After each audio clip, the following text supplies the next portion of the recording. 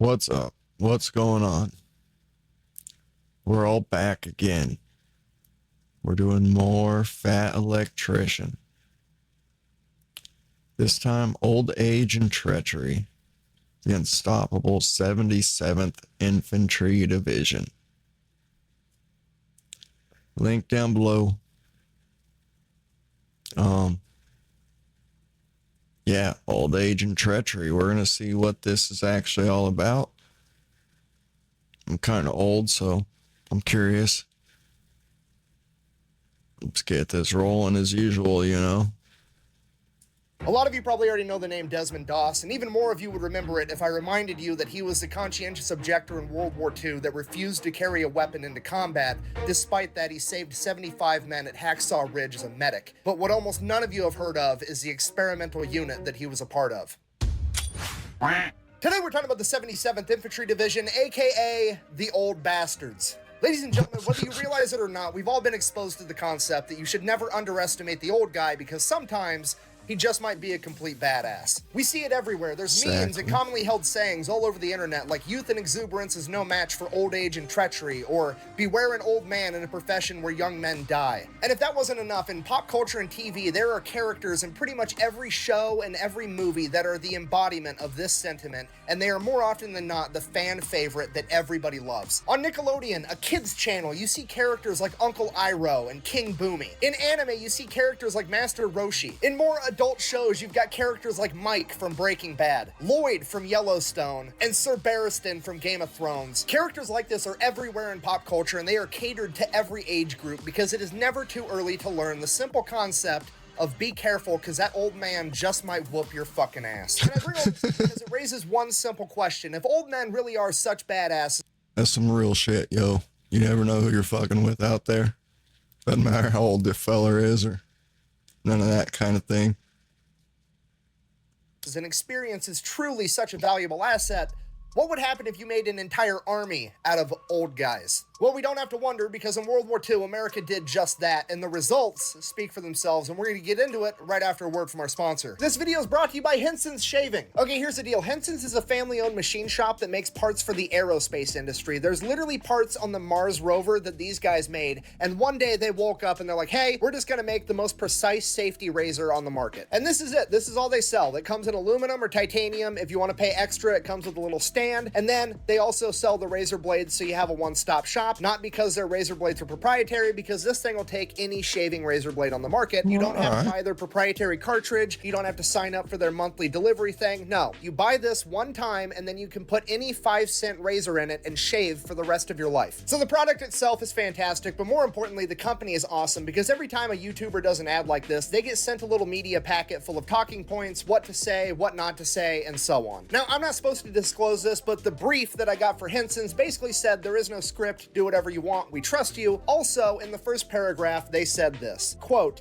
if for whatever reason you don't get a good shave with our product, please let us know. If we can't help you, then don't endorse us. We think we've made one of the very best razors in the world. If you disagree, we'd rather not ask you for a non-genuine endorsement. So the razor's great, and this is the type of company that you actually want to give your money to. I'm gonna have a link for them down below. Let's get back to the video. Interesting. Okay, here's the deal. I've been making pro-American history videos on the internet for about 2 years now, and without fail, every single time I make a video about America and World War II, I get this exact keyboard warrior in the comment section. Buh! America didn't win World War II. They showed up late and tried to take credit for it. Buh! Okay, look, on one hand, I want to give this a serious answer. There's no American that's saying America won World War II all by themselves. Nobody is saying that. It was a huge team effort by the big three, America, the UK, and the USSR. We didn't show up late. No one wanted our help until they fucking realized they were gonna get their asses kicked. And, you know, we just weren't quick to jump and get involved. Y'all need to get humbled a little bit.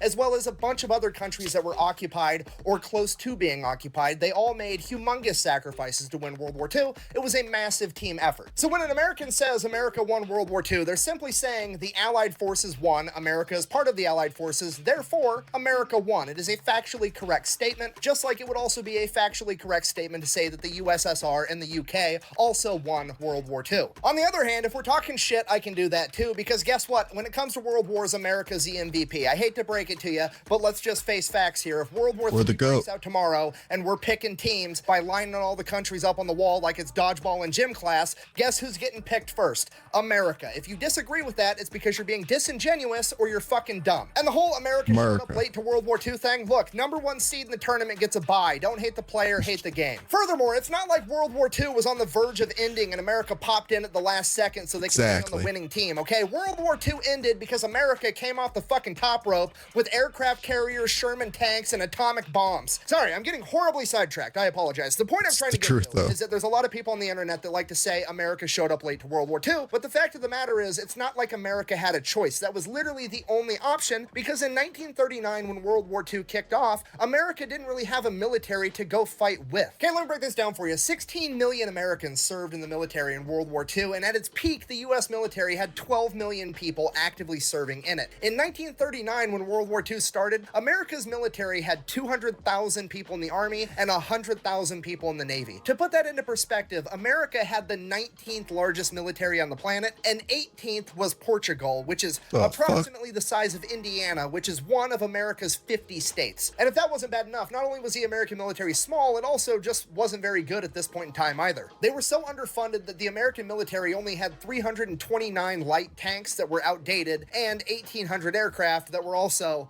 outdated. And if that wasn't bad enough, not only did they not have good equipment and there wasn't very many of them, they didn't really know how to fight either because America hadn't revisited its battle doctrine since World War I, meaning the only fight that America knew how to participate in was trench warfare, which was not what World War II was. So if America wants to have a meaningful impact in World War II, they're going to have to rebuild an entire military from the ground up, both physically and conceptually. So the American government and the American military got to work on this right away in 1939 because they knew America was going to have to participate in this war, whether the public wanted to or not. And hint, the American public wanted absolutely nothing to do with World War II from 1939 through 1941. At this point in time, the American public very much viewed World War II as a European conflict that America had no business getting involved with, and they wanted nothing to do with it. Despite that, the United States government started to institute a draft in October of 1940, forcing young men into the military to grow its military size, just in case. Fast forward about a year, December 7th, 1941, a day that will live in infamy, Japan attacks Pearl Harbor, committing the cardinal sin of fucking with America's boats, essentially flipping the American public sentiment of we don't want to be involved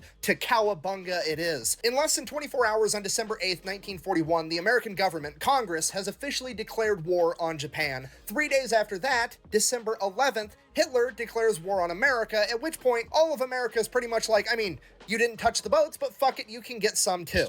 It's a bold strategy, Cotton. Let's see if it pays off for him. In the days and weeks and months following the attack on Pearl Harbor, not only have hundreds of thousands of young men volunteered to join the United States military, but the draft would ramp up as well. The Army was growing so much so fast that they were activating and standing up new divisions left and right, one after another. And by March of 1942, these new divisions that were being stood up were almost entirely comprised of draftees. They had some officers and some NCOs that were assigned to stand up the entire division, but aside from that, all of the new guys that were coming in were all untrained new recruits that were drafted. And one of these first all draftee divisions was the 77th Infantry Division. Now, I need you to understand how absolutely crazy this situation is. Standing up a new division is a humongous undertaking, okay? A military unit of that size, that's like 15,000 men. That is a living, breathing entity, okay? There's history, there's standard operating procedures, there's leadership, there's a way of doing things, and that way has probably been written in blood for years by the men that came before you. And you're just popping one up overnight. Okay, that's fucking crazy. Okay, let me explain this in a hypothetical so hopefully you can understand a little bit better, okay? Imagine that you showed up to work tomorrow. Let's say that you worked on an assembly line for Ford and you're building F-150s, and you showed up to work and they gave you and a couple of your buddies that you work with keys, and they're like, hey, drive across town. There's a big ass empty building. I need you to go ahead and start another manufacturing plant. There's no machines. Figure out the machines you need, figure out what order they need to go in, figure out the new fucking car that you're gonna build, and figure out it's gonna be a shit show. All of this shit, how you're gonna pay everybody, taxes, everything. Figure all of it out. By the way, the new workforce is coming in next week. None of them are fucking trained. You have to go ahead and train them on all the shit that you haven't even figured out yourself yet.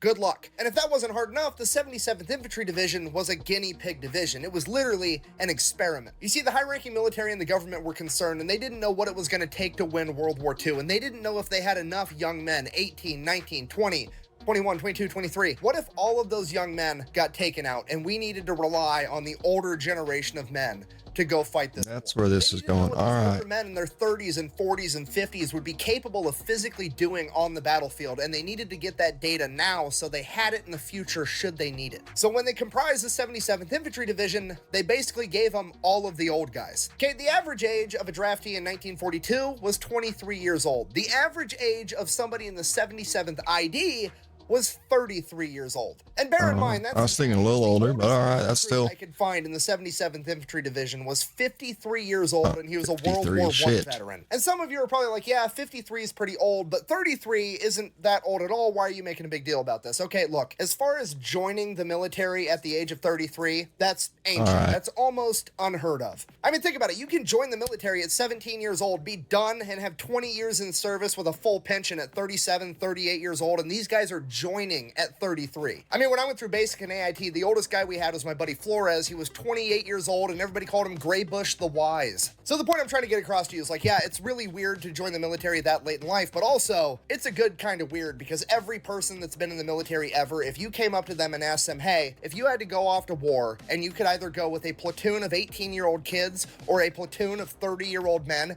everybody's picking the 30-year-old men 100% of the time. Because you got to realize, when these 18, 19, 20-year-old new recruits are coming in for training, half the battle is having the Army, the drill instructors, come in and teach these kids all the life lessons that mommy and daddy never got around to while they were growing up as kids. They don't have to do that with a bunch of 30-year-old men. These guys have been out in the real world for 15 years getting their asses whooped by life and eating shit sandwiches. They're already with the program.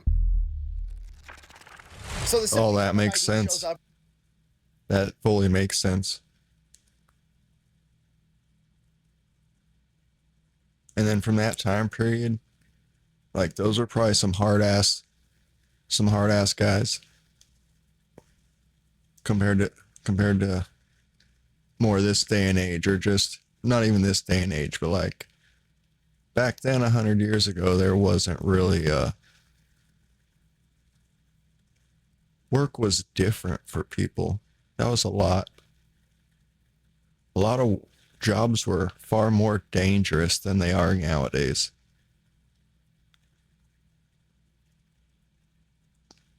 Up to Fort Jackson, South Carolina for basic training. That's 16 weeks, and then another 12 weeks for their advanced training, which for most of them is just going to be infantry. And they absolutely crush it. They show up, and there's very little like disciplinary or life lessons being handed out by the drill sergeants because, well, they're older than most of the drill sergeants. It's literally a bunch of middle-aged men showing up being like, okay, I'm here, show me what I gotta do to not die. And then, whenever somebody was being an asshole, they would police themselves. Like, one of the new recruits is being a dick, all the other new recruits would handle that issue internally before it even got to the drill sergeants, because they wanted everybody squared away. So fast forward 2 months, they are on week 8 out of the 16 for basic training, and they are head and shoulders above all the other new training divisions. They are the best division they have. They are so good that when Winston Churchill came over from England halfway through their basic training, they were the unit that was selected to do a parade for Winston Churchill to show off how badass the American Army was going to be.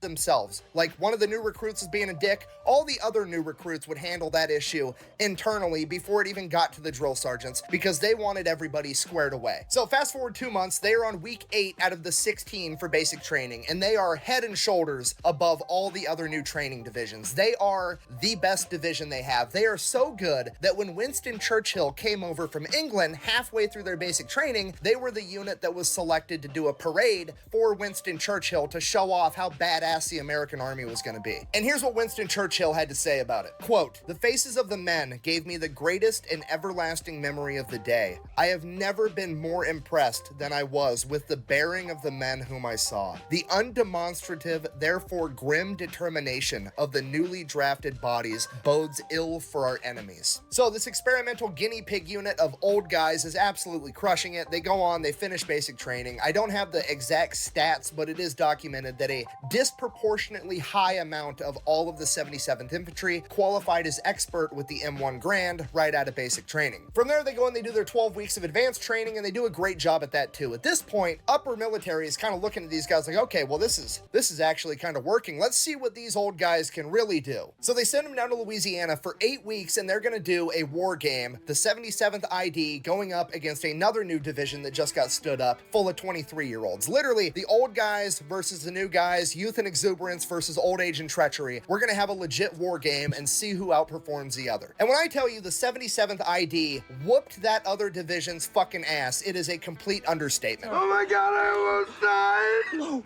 I almost died, I was so scared. Okay, now at this point, it's winter in Louisiana. It's gonna be cold at night, especially considering they're not allowed to have tents and they're not allowed to have fires. They're just out there sleeping on the ground for 2 months doing this war game, going force against force. So, naturally, the 77th ID wants to play the mental warfare game and ruin it right out of the gate for these young kids. So, bearing in mind that it's winter and everybody's gonna be cold at night, the 77th launches a bunch of very aggressive ambush attacks, basically pinning the other force between them and a river, and they just keep advancing closer and closer until the other division is forced to cross the river on foot, getting all of their shit completely soaked. Okay, and some of you are probably like, oh, they got a little bit wet. Who cares? Trust me, if you were living outside for 2 months and every possession that you owned to your name was on your back in a backpack and you weren't allowed to have a tent or fire to dry your clothes and all your shit just got soaked, you would care. Okay, there's nothing worse.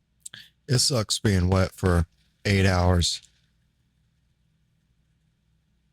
Let alone weeks.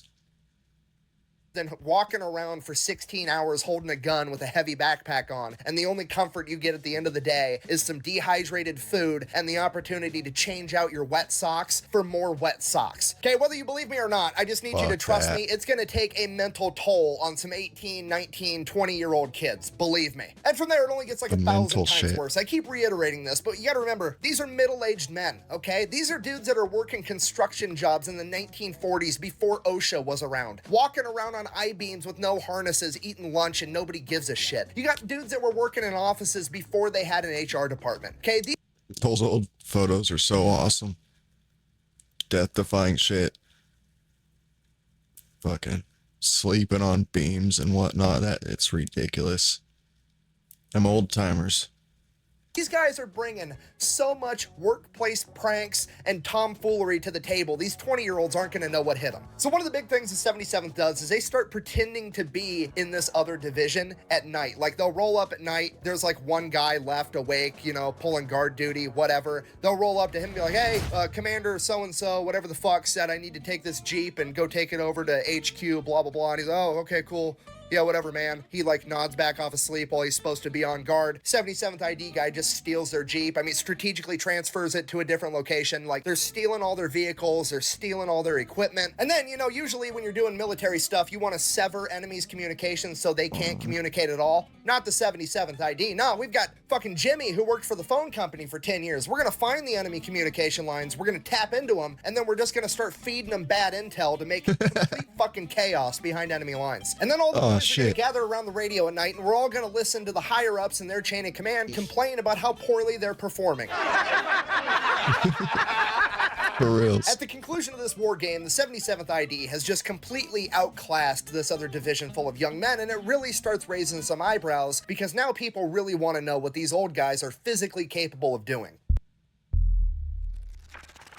And this is where it goes from being kind of fun to not fun at all for the 77th ID, because the real experiments are about to begin. They send the entire 77th to a place called Camp Hyder. It's about 100 miles outside of Phoenix, Arizona, in the middle of the desert. So they show up to Camp Hyder. It's literally just the desert with a couple of tents. Not even enough tents for the entire division. They have to go and dig their own wells to find their own water. And then, because they didn't have enough tents, they're out there literally building mud huts to live in. So after they get done literally building an army base from scratch, the army comes along and they're like, hey, we want to know how far a normal dude can march in the desert in 100-degree heat if we only give him 1 quart of water. So here's what you guys are going to do. We're going to force you to march, and you're just going to keep marching until a certain number of you pass out. That way, we'll have a really good idea of how far a single dude can go on 1 quart of water. So this is already border. You gotta learn somehow, but fuck. That's fucking brutal. Fuck the desert. rather be in fucking the South in the swamps. Fuck the deserts. Borderline cruel and unusual punishment, but it doesn't stop there, because after they figure out how far a guy can go on a single quart of water, they decide that they're going to start having 6-day exercises where they have the second lieutenant, the lowest ranking officer that presumably knows the least, guide a platoon of men through the desert for 6 days straight. And if they want to be able to get their next day's supply of water and food, they have to be in the right place at the right time at the end of the day. Otherwise, they just don't get the food and water. You thirsty, Stanley? Okay, they're literally doing some Hunger Games shit with their own troops. And for those of you that don't know, it's literally a running joke in the military that lieutenants suck at land navigation and always get lost. There's literally men that die from exposure and dehydration during this period at Camp Hyder from the 77th Infantry Division. And this goes on for 6 months that the 77th is out in the middle of the desert having experiments run on them. And after that 6-month period came to an end and they got orders saying they were going to move on to some other type of training, they decided that in true military fashion, they were going to put this behind them by utilizing a dark sense of humor. The joke was that their time in the desert was just as shitty as actually going to war, so they came up with their own medal, the Hyder Campaign Medal, to commemorate their time in the desert, that they would all wear on their uniforms as a joke. The ribbon of the medal was made out of a piece of sandpaper, and the medal itself was a broken thermometer. And to absolutely nobody's surprise, the War Department decided that they were not going to officially recognize the Hyder Campaign Medal. Regardless, the entire unit is now being shipped back over to Pennsylvania, where they are going to have 1 month of advanced rifle marksmanship training, despite the fact that most of them already qualified as expert. So they go, they do that, they get even better at shooting than they already were, and then after that, the Army comes out and they're like, hey, I've got this new sub-zero temperature sleeping bag that I want to have tested, so we're going to take you guys, our guinea pig division, we're going to send you over to West Virginia, have you go up in the mountains with this new sleeping bag, no tents, no fires, I just want you to live there for a month, hang out, freezing your ass off, and just sleep in these sleeping bags at night, and if you guys survive, we'll know they work. Okay, good. See you in a month. Should I keep going? Why are you the way that you are? So they I mean, the old days. They needed their data somehow. In the old days, they went about it a different way. It's fucked up shit. they do that, they freeze their balls off for a month, they climb back down from the mountain, and the Army's like, hey, guess what? It's early 1944, we've decided that we don't need you guys for D-Day, you're not going to be going over to the European theater, we're actually going to send you over to the Pacific to help out the Marine Corps. So, next step of your training, you're going to head over to Virginia, and you guys are going to train for a month doing amphibious landings in winter in the Atlantic Ocean, but good news, you're already cold, so have fun. So they go, they do that, they crush it, just like everything. I mean, I get it for military. You're like basically putting these guys through all the shittiest elements that they could be encountering potentially. Fucking brutal. Everything else they do now, they're headed off to Hawaii, where they're going to go through jungle warfare training for 6 weeks. Now, this is probably the most important training that the 77th is going to get, considering that they're going into war in the Pacific Theater up against the Japanese in a jungle environment, and the Japanese are presumably already masters of their own environment. And pretty much everybody in the 77th is hyper aware of this, and it makes them take this chunk of training that much more serious. And one of the things that they notice is when they show up to jungle warfare school, there's the archway that they walk through. It says jungle warfare school, and it's got the tagline below it in quotes that says, if they don't stink, stick them. Which is obviously referring to what you're supposed to do with your bayonet if you come across an enemy's corpse that isn't decomposing, because at this point in time, it was highly likely that that person wasn't actually dead and they were pretending to be dead or hurt so that they could ambush you. And I believe that's one of the big lessons that the 77th took to heart from this period of training for reasons that we're going to find out in a little bit.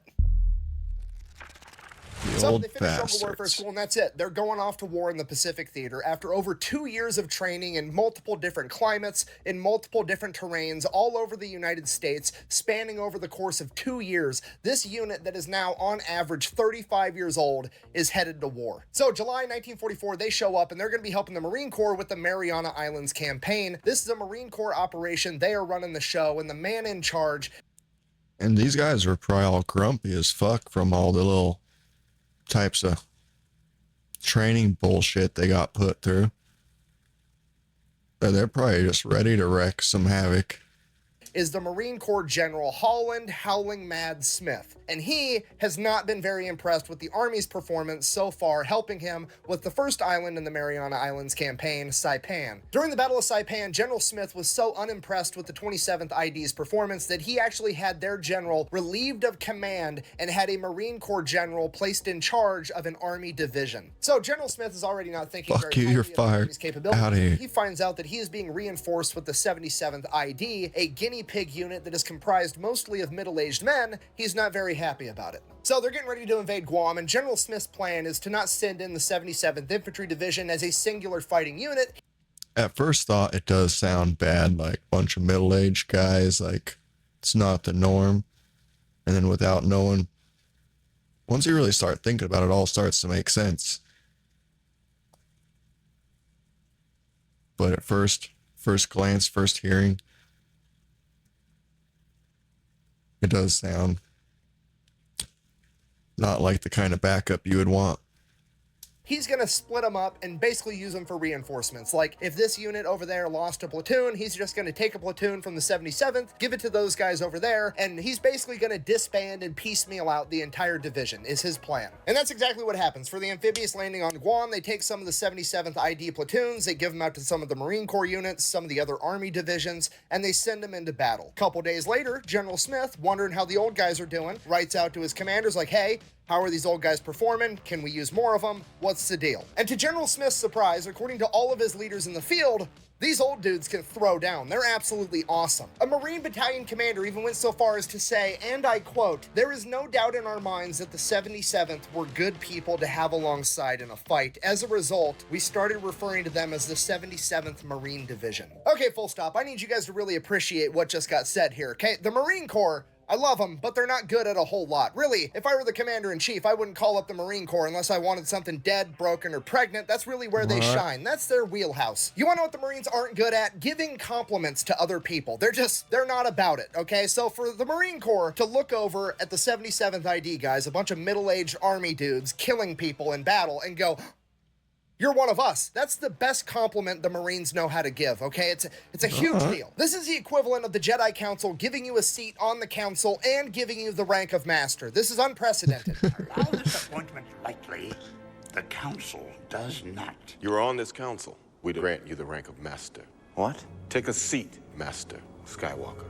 What? Sit down. General Howling Mad Smith reads this, he's like, damn, okay, well, if one of my battalion commanders thinks that these are Marines, I'm gonna treat them like Marines. I'm not piecing out the 77th Infantry Division one platoon at a time anymore. I'm gonna send in the entire division on the Marines' right flank. So pretty much immediately, the entire 77th Infantry Division is sent in, and they make an amphibious landing on the beach on the Marines' right flank. 15,000 middle-aged men from the East Coast rolling That's a up lot in of fucking amphibious guys. tractors, getting out with M1 Grands and Tommy guns, ready to fuck shit up. This is the metaphorical equivalent of dad getting home from work. The Japanese just don't know it yet. And this amphibious landing and their movement up the beach and into battle was absolutely textbook. It was the epitome of slow is smooth and smooth is fast. It was the least chaotic amphibious landing anybody had ever seen. And as all this is going on, the Navy and some seagoing Marines are watching this amphibious landing take place, and a seagoing Marine famously says, "Would you look at those old bastards go," officially christening them with their new nickname,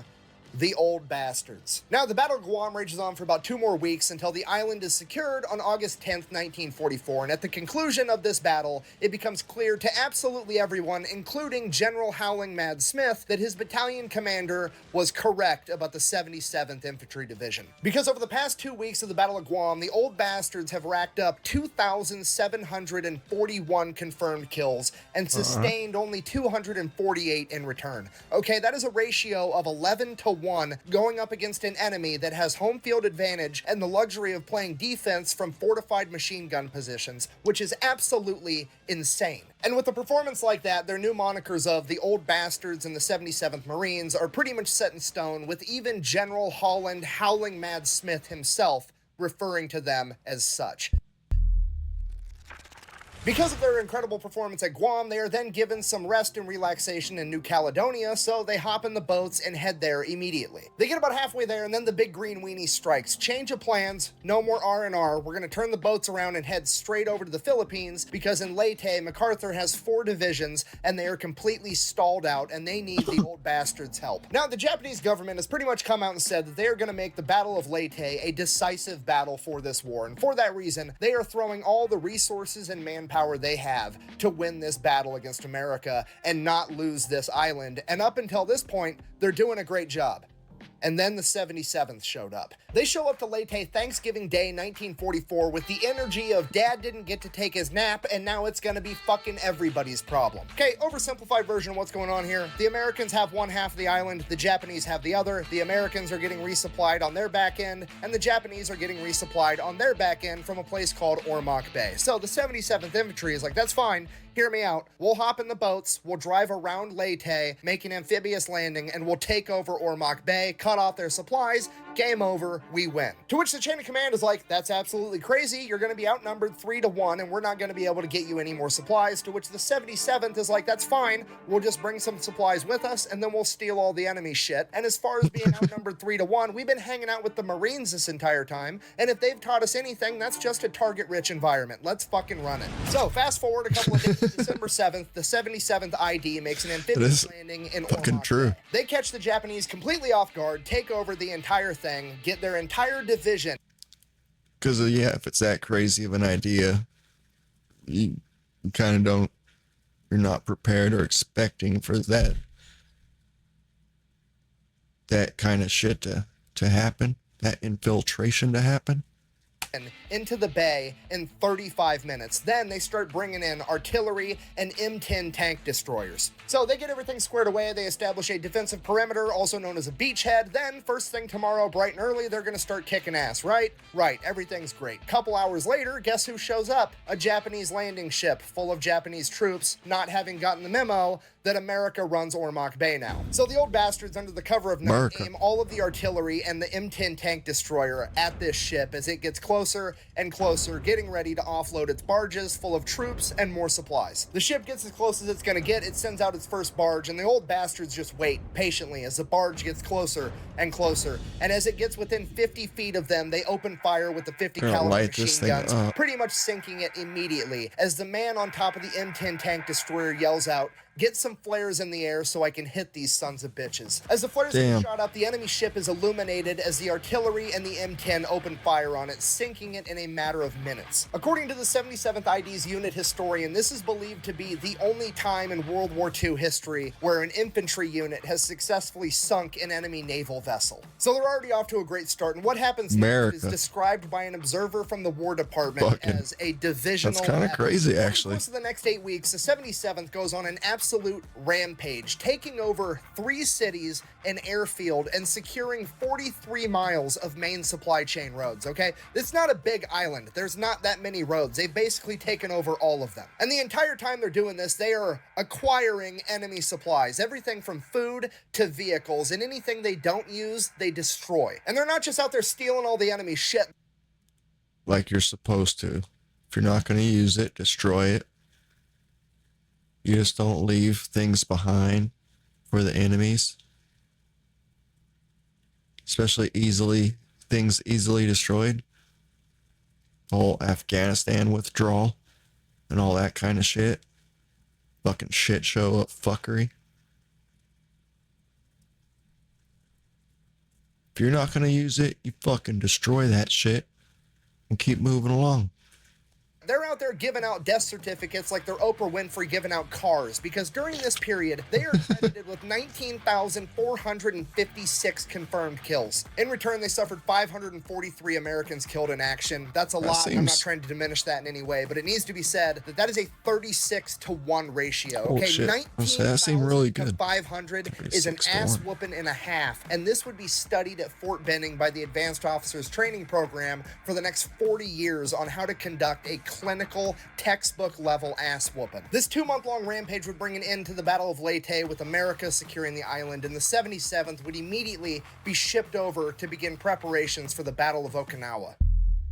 Hey fellas, come over here and wreck this some is the staging shit. area for the Battle of Okinawa, at which point they are informed that there is a small island chain known as the Karamaretto Islands. It is 15 miles off the coast of Okinawa, and the chain of command believes that they are going to be of strategic importance, and the 77th has to go clear them out. Now, the Karamaretto Islands is made up of 4 main islands, and the old bastards decide that they're going to take all 4 of them at once because apparently they're in a hurry. So that's what they do. They launch an amphibious landing on all 4 islands at the exact same time. Some of the islands they take over with 0 resistance whatsoever, and the other islands they face very, very little resistance. And for a second, it was so easy that they were kind of thinking maybe they just wasted a bunch of time and resources capturing these islands anyways, but upon further investigation, what they found was a fleet of 360 hastily made boats that were filled to the brim with explosives that the Japanese were going to use in a kamikaze-style attack, but instead of planes, they were going to be driving explosive boats directly into American ships during the main invasion of Okinawa. So being able to prevent the enemy from using these weapons during the invasion of Okinawa made this entire mission completely worth it.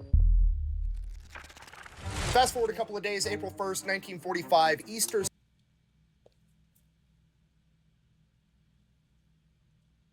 Why are some nations so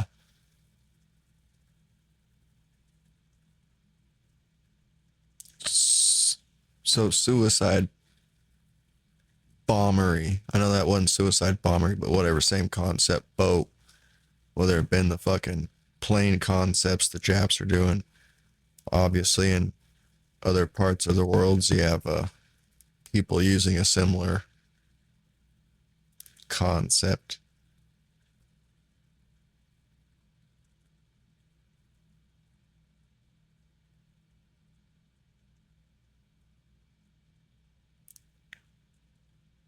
But then you have some nations that does not seem to be a technique they use at all, or consistently, or whatever. Sunday, the Battle of Okinawa begins. It is 2 Marine divisions and 4 Army divisions making the initial landing, and the 77th is not one of them. They are being held back in reserve. And just to be clear, they're not being held in reserve because the chain of command thinks that they're the second string backup guys. They're being held in reserve because they have the reputation of being the problem solvers, and they want to save the 77th until they diagnose where the real problem's at, and they're going to send the 77th in then. Pretty much immediately after the invasion of Okinawa, it becomes very clear to the chain of command that they missed a nearby. And that makes sense, actually, too. They've proven what they're good at and whatnot. So yeah, like go, okay, this is where the worst of it's at, or we're having the biggest troubles or issues at. Come back up, / help take care of the problem. But you don't know where that area is at until it arises.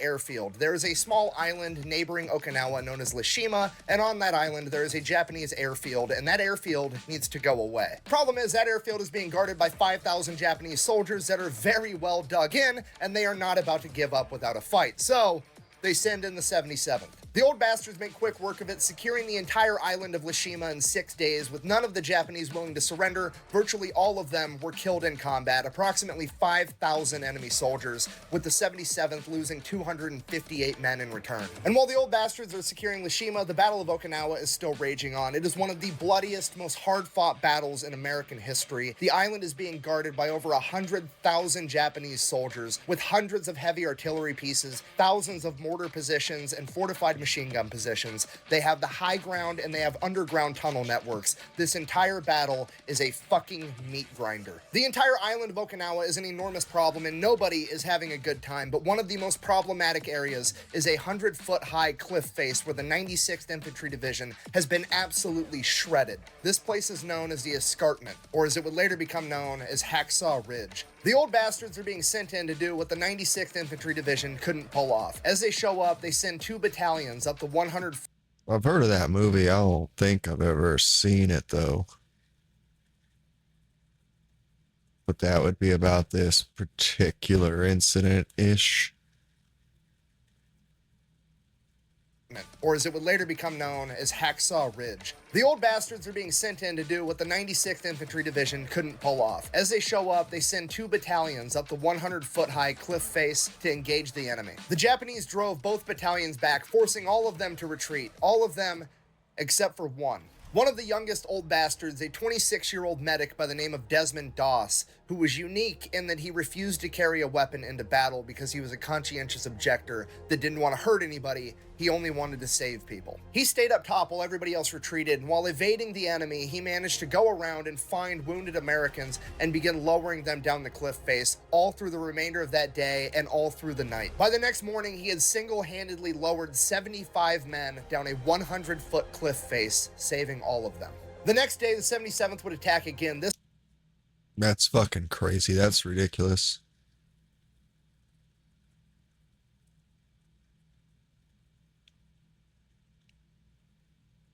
That's ridiculous. Time sending up one battalion to engage the enemy and the other battalion out and around the side to flank them. During this battle, Desmond Doss would become mortally wounded by grenade shrapnel and sniper fire. While wounded, he continued to insist that the other medics and litter bearers continue to save other men rather than himself. The old bastards would finally take the ridge, killing over 3,500 Japanese soldiers and losing over 600 men of their own, but amongst them was not Desmond Doss. The men of the 77th got Doss evacuated in time. He would survive and eventually go on to be awarded the Medal of Honor for his actions at Hacksaw Ridge. But as his journey in World War II came to an end, the old bastard still had work to do. 1 inch at a It's time. going to be sent to capture TREACHERY Castle, but in order to do that, they have to punch through the TREACHERY line, which is essentially a natural wall of hills and cliffs, and on top of them is 50,000 Japanese soldiers manning fortified machine gun positions with overlapping fields of fire. At this point, almost all of the American forces are stopped in their tracks somewhere along this line. 2 Marine divisions and another Army division, both stuck, unable to penetrate through. The spot where the 77th have to break through to get to TREACHERY Castle is approximately half a mile wide and 2 miles in length. It takes them 32 days of constant fighting to clear that 2 miles. During those 32 days and in that single plot of land, the Japanese forces suffered 14,000 men killed in action. All of the American divisions managed to break through the TREACHERY line around the same time, and the Battle of Okinawa would rage on for a little bit longer, but the TREACHERY line breaking was the last major defensive maneuver that the Japanese were able to do. Everything after that was small-scale skirmishes, and this would rapidly bring about an end to the Battle of Okinawa. After Okinawa had been secured, the 77th would receive word that they are to be shipped back to the Philippines, where they are going to be retooled, refitted, and receive a bunch of new guys to replace the men that they had lost, and they are going to be the only combat unit that was present in the Battle of Okinawa that is also to partake in the first wave of the invasion of mainland Japan. Which is probably the shittiest compliment imaginable. Hey, you guys did such a great job that you get to do it again. Luckily, however, after arriving to the Philippine island of Cebu, the 77th ID would receive word that America had utilized a new type of weapon by dropping an atomic bomb on Hiroshima and Nagasaki, forcing the Japanese to surrender, and they would not have to go and invade the mainland of Japan. This is terrific news, but it left just one thing the 77th ID had to do before they could finally go back home. You see, all throughout the Philippines, Southeast Asia, and the rest of the Pacific, there were still Japanese military members all over the place, scattered pretty much everywhere. Many of these groups of Japanese soldiers would refuse to surrender for months, or in some cases, even years or decades, refusing to believe that the Japanese Empire would ever surrender. And in the case of Cebu, where the 77th currently were, up in the mountains, there were approximately 5,500 Japanese soldiers. Fortunately, they were willing to surrender because they got orders directly from the emperor. Unfortunately, they were willing to surrender to literally anybody except for the old bastards. Bear in mind, we're back in the Philippines. These Japanese soldiers hiding up in the mountains in Cebu are the remnants of what was left after the Battle of Leyte, when the 77th went on a 2-month-long rampage, destroying everything. Now, to be fair, we don't know for sure why these guys were willing to surrender to literally anybody except for the old bastards. Maybe it was because they remembered a bunch of middle-aged men with a blue Statue of Liberty patch on their shoulder whooping their ass, and they just didn't want to surrender to them, or I have an alternative theory. You see, along this entire journey, the 77th has not only gained a reputation for being extremely effective in combat, but they've also gained a reputation for kind of sort of not really taking a whole lot of prisoners compared to everybody else. Now bear in mind, this is the Imperial Japanese. Not many of these guys got taken as prisoner because they would rather die in combat than lose their honor by surrendering. Despite that, out of all the POWs that were taken, the 77th somehow managed to take on the least. You know what, let me just read you guys the stats and you can come to your own conclusions. For all Taking prisoners, you know, that's kind of nuisance. You know?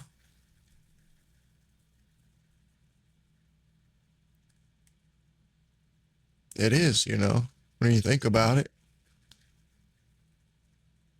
all of the Pacific theater across all branches of the U.S. military, approximately 50,000 Japanese POWs were taken. That is a ratio of 44-1. For every 45 enemy soldiers that the American forces came up against, 44 of them were killed in action, and 1 was taken prisoner. The 77th Infantry Division, on the other hand, only managed to take 358 POWs, which is a ratio of 122-1. And it gets way worse if you want to talk about the Battle of Okinawa in particular. During the Battle of Okinawa, all of the US forces combined took a total of 10,801 Japanese prisoners of war. That is a 10-1 ratio. Of those 10,801 POWs taken by the US forces at the Battle of Okinawa, the 77th Less than 100. ID was responsible for 58 of them at a ratio of 278-1 Holy shit. compared to the U.S. Armed Forces ratio of 10-1. Okay, now to be completely honest, I have no idea why it's like that. Perhaps it's because the old bastards displayed exceptional rifle marksmanship. Maybe it's the fact that they took the jungle warfare lesson of if they don't stink, stick them to heart, and they followed through with that throughout the entire war. Either way, the fact of the matter is they've developed the reputation that they don't really take prisoners, and now there's 5,500 Japanese soldiers hiding up in the mountains that are too scared to surrender to the 77th ID, and they need them to surrender so that they can finally go home and mow their lawn after like 4 years. You always start before everyone wakes up, including roosters. Fucking What the? Hey, shut up! You shut up! So the leadership of the 77th sends it up the chain of command, hey, you're gonna have to get some other unit out here to Family Guy kind of sucks. accept this surrender because they're willing to surrender to anybody except for us. To which the big army is like, just fucking figure it out. No, I'm not sending another group of guys out there. Get them to surrender one way or the other, make it happen, chop chop, hurry up. Now the obvious answer is to just practice classic American diplomacy where you show up with a gun and a sandwich and ask them which one they would prefer and let them know that both is an option. The old bastards, on the other hand, have an even better idea. They are going to close this saga out the same way they opened it up, by pulling some schoolyard bullshit and tomfoolery. So here's what they come up with. A lot of the new reinforcements that they were getting weren't old guys anymore, it was just whoever the army had. So it was 18, 19, 20-year-old kids. So they took them, had them take the blue Statue of Liberty 77th ID patches off their uniform, and they're gonna send them up the mountain, have the Japanese surrender to them, separate them from their guns right there,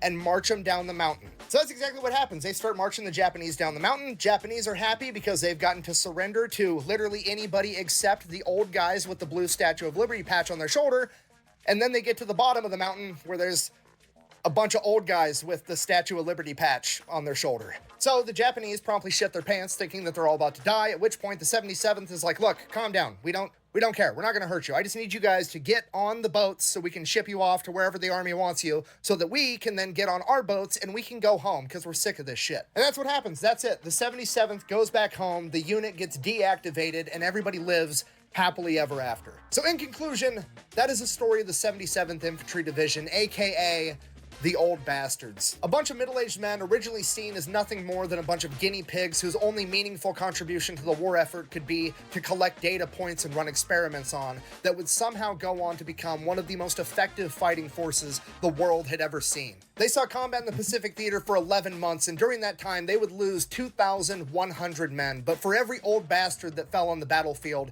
he would take with him 22 enemies. The 77th was credited with 43,651 confirmed kills during this time period. They were the busiest army division in the Pacific theater, and they were the only army division that was declared to be Marines by the Marine Corps. For this, the members of the 77th were awarded 6 Medals of Honor, 19 Distinguished Service Crosses, 2 Distinguished Service Medals, 335 Silver Stars, 22 Legions of Merit, 25 Soldier Medals, 4,433 Bronze Stars, and 16 Distinguished Unit citations. Thank you for watching. Best way to support the channel is go buy some merch over at thefatelectrician.com. Quack bang, out.